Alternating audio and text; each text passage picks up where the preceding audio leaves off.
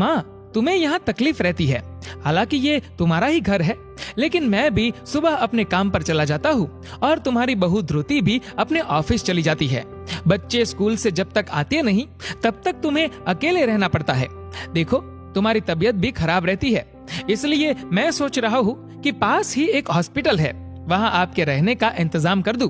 कुछ दिन में आप ठीक हो जाओगी तो फिर यहाँ आ जाना, ठीक है?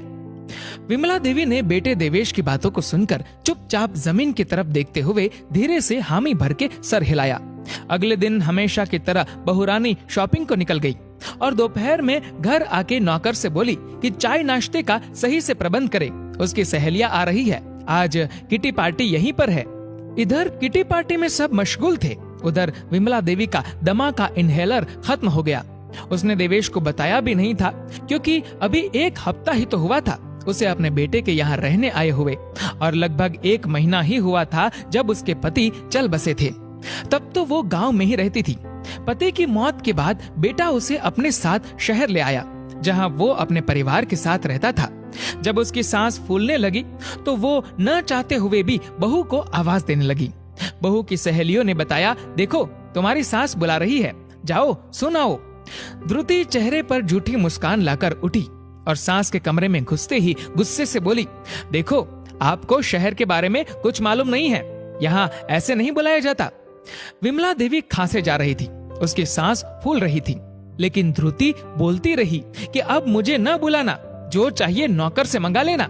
ये कहकर वो मुड़ी और दरवाजा पटककर वापस सहेलियों के साथ गपशप में मगन हो गई। विमला देवी की हालत बहुत गंभीर हो रही थी। अचानक उसे कुछ याद आया। उसने अपने बक्से को खोला, उसमें एक पुराना पर्स था। उसे जल्दी से खोला। पर्स में एक पुराना आधा उपयोग किया हुआ इनहेलर था। उसने जल्दी से इनहेल किया। अब उसकी तबीयत संभलने लगी, पर उसकी आंखों से आंसू ही आंसू गिर रहे थे, अपने बेटे और बहू की निष्ठुरता पर नहीं, बल्कि अपने पति को याद करके।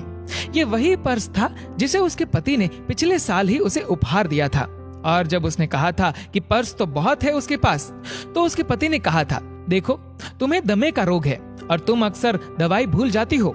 एक डिबिया मैंने इसमें रखी है इनहेलर की, ताकि कभी भूल जाओ तो यहाँ से ले लेना। फिर विमला देवी कुछ और सोचने लगी। उसे कुछ और याद आया। उसने उसी पर्स में एक छोटी सी पर्ची देखी और अब उसमें एक अजीब सी हिम्मत जगने लगी।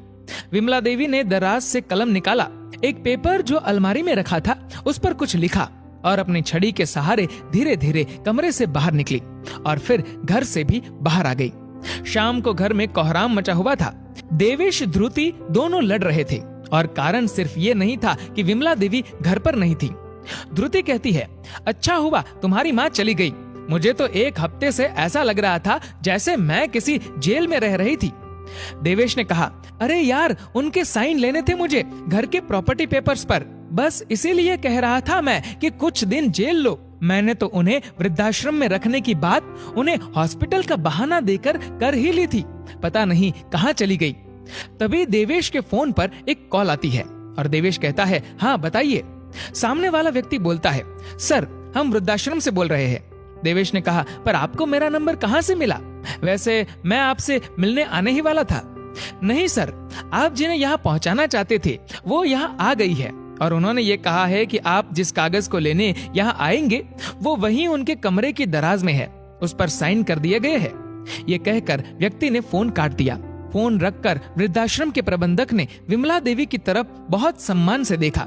विमला देवी चुपचाप अपने नए कमरे की ओर बढ़ी और वहां जाकर पलंग पर बैठ गई।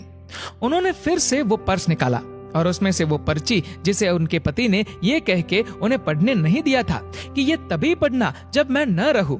तब विमला देवी ने लड़ते हुए कहा था कि तब तो मैं इस कागज को फाड़ ही देती हूँ, लेकिन उसके पति ने उसे ऐसा नहीं करने दिया था। आज वही कागज उसने पढ़ा जब उसकी खुद की जान पर बन आई थी और उसे ये लग रहा था कि आगे की जिंदगी उसकी कैसे कटेगी। उस कागज पर एक पता और नंबर लिखा था जो उसके पति के दोस्त का था, जो उसी शहर में रहता था, और नीचे लिखा था, विमला खुद को कभी अकेला मत समझना, मैं रहूं न रहूं लेकिन तुम्हें किसी का भी मोहताज नहीं होना पड़ेगा। इस नंबर पर बात कर लेना। मैंने इनके पास बैंक में तुम्हारे लिए पर्याप्त पैसे जमा कर दिए हैं। तुम जहां भी होगी ये सज्जन तुम्हारी मदद करेंगे। तुम कभी घबराना मत, हमेशा हिम्मत से काम लेना। उसी तरह जितनी हिम्मत से तुम हमेशा मुझे बंधाती रही हो।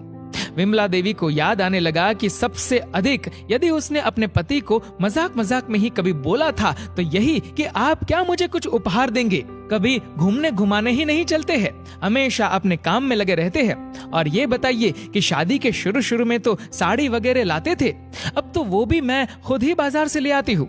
लेकिन आज अपने पति का ये उपहार न सिर्फ उसमें स्वाभिमान भर गया था, बल्कि उसका हृदय इस प्रार्थना से भर उठा था कि संसार का हर पति अपनी पत्नी को कम से कम ऐसा उपहार अवश्य दे। दोस्तों, इस वीडियो को लेकर आपकी क्या राय है, नीचे कमेंट करके जरूर बताइएगा। और अगर आपको वीडियो अच्छा लगा हो तो इस वीडियो को लाइक करेगा, शेयर करेगा ज्यादा से ज्यादा लोगों तक। और ऐसे ही और भी इंस्पिरेशनल वीडियोस के लिए सब्सक्राइब करें हमारे यूट्यूब चैनल को और फेसबुक पर फॉलो करें हमारे पेज को। धन्यवाद।